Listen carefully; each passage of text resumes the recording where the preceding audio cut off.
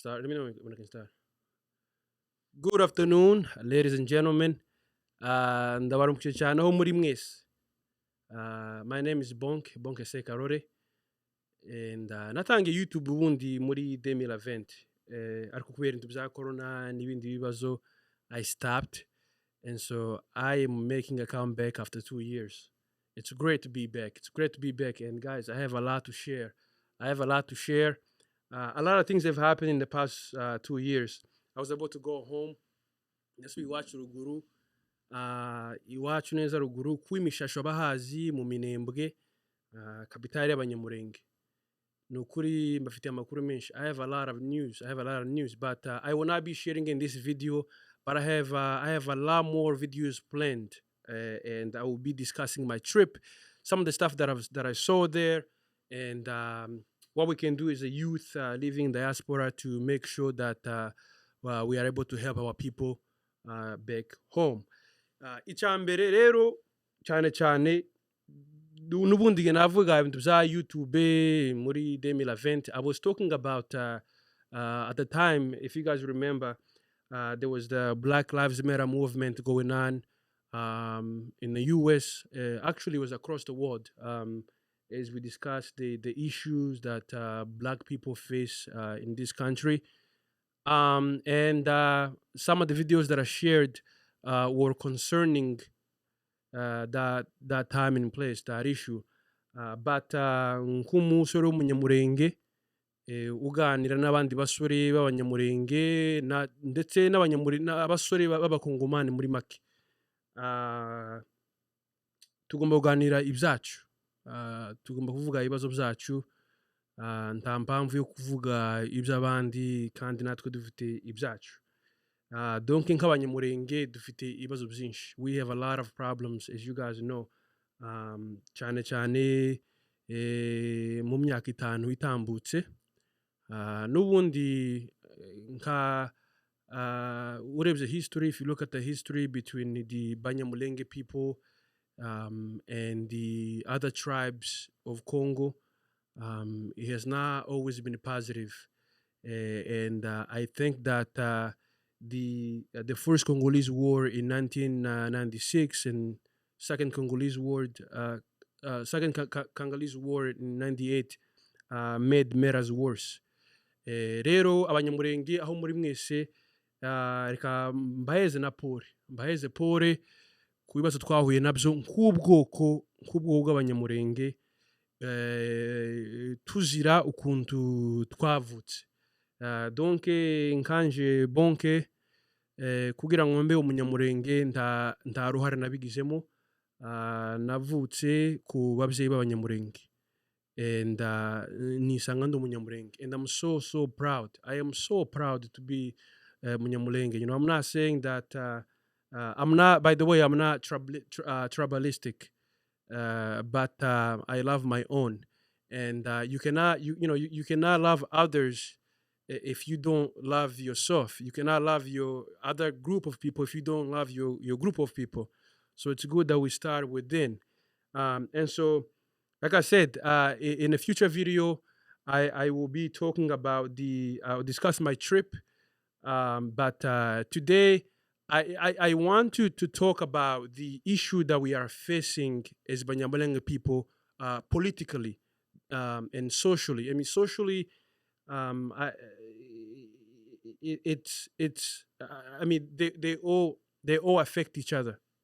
They all affect each other. But let's start with the social issue. And I think the social issue that we face is what caused the political issue. And you know, socially in a country, we are seen as outsiders. We are seen as foreigners, and that has this is the issue that we have found ourselves in as offsprings of Banyamulenge people. You know, Congo is a vast country. It's a vast country. It's a multicultural. It has hundreds of different different tribes. But it just so happens that Banyamulenge people The Banyamulenge tribe is the one tribe that is constantly targeted as being outsider. And so what I've observed sort of is that some of the youth in diaspora, especially the Banyamulenge youth who were born outside of the country, who were born in Burundi. I know that many of you were born in Burundi, Rwanda, Uganda, Tanzania, where we sought refuge, where we were living in refugee camps, running away from persecution, from being prosecuted in our own country.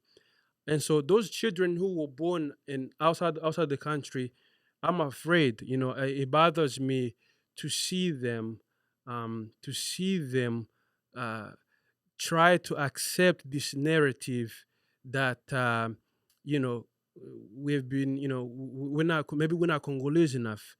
Maybe these guys are right. Maybe we don't belong in that country. But I want to tell you that you belong. You belong. Congo is your country as much as it is for the offspring of Mufulero. Congo is as much your country as it is the offspring of Mushi or of Murega. It is our country. It is our country. You know, one of the things that the our enemy our enemy tries to tell us is that look at you, you are tall, you have a tall nose, you speak Rwandese, you belong to Rwanda, you don't belong to this country. And this is the narrative that when we were born, this is the narrative that was being spoken over us. But our parents were there to tell us the truth. We know the truth. We know that these are the lies from the enemies that are baseless. They are baseless. They have no foundation. In 1885, when the Berlin Conference took place, when the Europeans were trying to divide up Africa, they did not take into consideration the groups of people that were living there. Urebye nka Belgique, Belgique niyo yakoronije Congo. I believe ko Germany niyo yakoronije biriya bihugu Burundi n'u Rwanda at the beginning, but then they became also Belgium colony, I believe.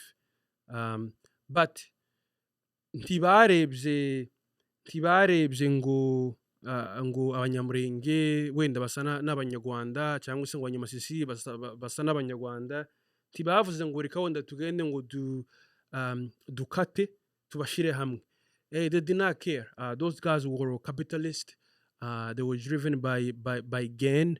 That was their role. And so before Congo became Congo, mbere y'uko iriya Congo twita Congo, bamwe bavuga ngo ni iyacu, abandi ngo ntabwo ari iyanyu, ni iyacu, mwe muri ahangaha, mugomba kuba ahangaha. Mbere y'uko ari amazina yose abaho avugwa, we were there, twari turi hariya. Ahubwo these people are ignorant. They are very, very ignorant. It shows you that they do not understand history. The reason why we speak the same, like Nyamurenge is similar to Rwandese, to Burundi. The reason why our language is similar is the same reason why Swahili is spoken in Congo, in Tanzania, in Kenya. The language are multicultural. They transcend borders. You understand that the borders were given to us. Those are not our borders. The borders were given to us. So after the borders were cut, you found yourself in one side of whatever side you were given. So cyane cyane ku basore b'abanyamurenge, muri abanyamurenge ijana ku ijana. Ukuresha uri muremure, ukusa, iyo mvugo yawe uvuga ikinyamurenge, yes, uzabi owning kandi wumve ko uri umukongomani ijana ku ijana. The other thing that I've heard from our enemy is that one of the reasons why we are hated is because we have not assimilated. It's very funny. We have not assimilated to the culture, and to the people of Congo. And first of all, I see it as very disrespectful. It's very disrespectful for that narrative to be flying, right? And so I talked about the narrative of us being, being accused of being outsiders, and this narrative of accusing us of not assimilating, right? Um, this narrative is very dangerous. This very dangerous, and so far, a lot of people have died. A lot of people have died because of such baseless and false narratives. First of all, we cannot assimilate. We cannot assimilate in our own country. We can only integrate. You understand that when it's just a perfect example that I thought about giving concerning this, right? You think about a husband and a wife. When a husband and a wife have a child, when that child grows up in when that child grows up in that household, the child does not need to assimilate to anything. The child took his first step in that house. He had his first meal in that house. He cried first cry. Everything about the house, the culture about the house, the child knows. The child of the house, he's got an inheritance to the household. He does not need to assimilate. He can integrate to the demands of the he can I'm sorry, he cannot integrate to anything. There's the only place where a child will need to assimilate to a household is if they're adopted. Maybe a husband and wife adopt a child, and then maybe he was raised in different religion, maybe he had different values, and now he has to assimilate to the values of his new home, right? So when you tell us that we have to assimilate if we want to be Congolese, it's ridiculous. It's ridiculous.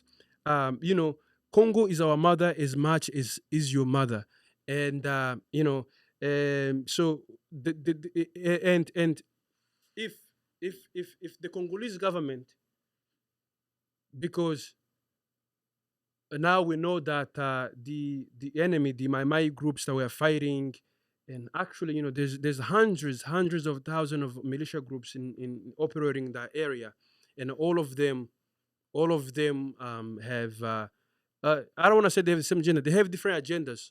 All those groups have different agendas, but I think that the majority of those groups can agree that they can come together when it comes to the issue of fighting Banyamulenge people. Um, you know, I want to say this: if the goal is to make sure that a Munyamulenge person is eradicated from the country, if that is the goal, I want to say that many people will continue to die infinitely because you will not succeed in that plan. It's impossible. It is impossible for you to for you to eradicate the entire race. It's impossible. We will not let you. We will not let you. You have tried in the past 5 years, especially, you've intensify your fight against Banyamulenge people. And yeah, yes, we continue to die, but we continue to survive as well, and we continue to survive. And time will come where all these things will change. Um, so the plan should be to integrate, to find peace for the Congolese government, to bring together, to bring together the different cultures, different groups of people in the country. But as long as the Congolese government, as long as Tshisekedi government is siding with these militia groups when it comes to the issue of Banyamulenge, then this will be endless war. It will be an endless war, and at the end, there will be no winner. There will be no winner. So, first of all, to my Congolese people everywhere listening, understand that we want to integrate Banyamulenge people. We want to be part of the solution. We would like to be part of the solution. Our country is one of the poorest country in the world. Uh, an average Congolese person, an average adult Congolese person lives on less than $1 a day. So and there's no systems. There's nothing. There's nothing in the country. There's no systems. There's no educational systems in place. There's no there's nothing. There's not. The political systems are corrupt. They're corrupt. You know, in the Congo, Congo is so corrupt. You know, from the oldest living person in the country currently, from the oldest living person to the youngest person, they have corruption within them. You know, I was there last year, and when I was in Bukavu, I was being stopped every 5 minutes by FARDC, FRDC, um, uh, uh, army group of the country, who is supposed the army group that's supposed to be protecting people. They are there. They are the ones who are robbing people. I was being stopped every 5 minutes. You know, $5. Let a franc. Let a franc. Let a franc. So it's very comical. It's very comical. The whole country is in shambles right now. It's in shambles right now, and so um, we have to come together as a youth and trying to build a country.